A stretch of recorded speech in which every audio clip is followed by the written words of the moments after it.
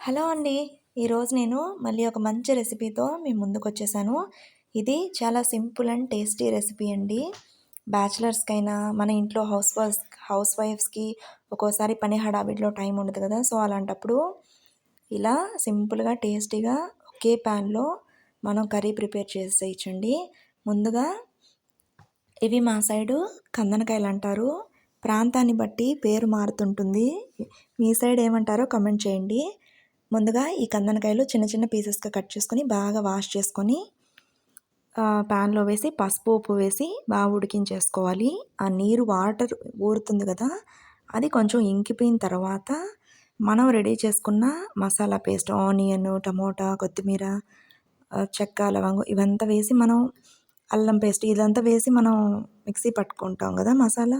ఆ మసాలా వేసుకోవాలి. తర్వాత కొన్ని ఆనియన్స్, కొన్ని టమోటాలు వేసి బాగా మిక్స్ చేసుకోవాలండి. ఇది ఇంట్లో రెడీ చేసుకున్న అల్లం పేస్ట్ అండి. అదొక 2 టేబుల్ స్పూన్స్ వేశాను. హై ఫ్లేమ్ మీద మనం బాగా మిక్స్ చేసుకుంటూ ఉండాలండి. సిమ్‌లో కాదు. హై ఫ్లేమ్ మీద మనం మిక్స్ చేసుకున్నామంటే కొంచెం ఫ్రై అయినట్టు బాగా టేస్ట్ బాగుంటుంది ఈ మసాలాలంతా. తర్వాత కారం, స్పైస్ మనం ఎంత తినగలమో దాన్ని బట్టి స్పైస్ వేసుకోండి. నేనైతే కొంచెం కారం ఎక్కువ తింటాను. సో, నేను ఇందుకు ఎక్కువ వేసుకున్నాను. నాన్ వెజ్ రెసిపీస్‌లో కొంచెం కారం ఎక్కువ ఉంటేనే బాగుంటుందండి. తర్వాత ఆయిల్ 1 స్పూను వేసుకొని హై ఫ్లేమ్ పైనే బాగా మిక్స్ చేసుకుంటూ కలుపుకుంటూ ఉండాలి. చూస్తున్నారు కదా! తర్వాత కొంచెం దగ్గరకయిన తర్వాత కరివేపాకు. ఈ ఫ్లేవర్ చాలా బాగుంటుంది. కరివేపాకు ఫ్లేవర్ అండి. మిస్ చేయొద్దు.